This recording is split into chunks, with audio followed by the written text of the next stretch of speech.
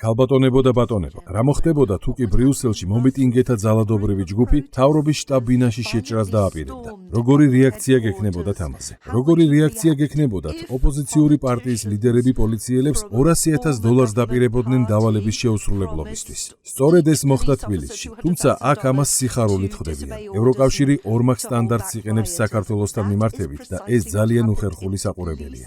საქმე არ ეხება კანონის უზენაესობას ან ადამიანის უფლებების დარღვევას. ყველაფერი ცხადია. გეოპოლიტიკური გარემოებებიდან გამომდინარე, ევროკავშირს სურს ადგილობრივი ხელისუფლების ჩანაცვლება.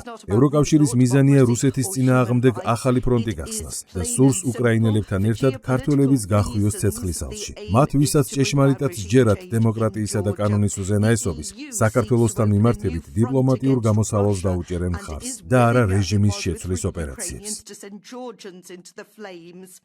Destroying the last shred of credibility. Those who believe in democracy and rule of law would look to diplomacy, not regime change. Thank you. გამოიწერე და გაიგე ამბები ლიბერალური ცენზურის გარეშე.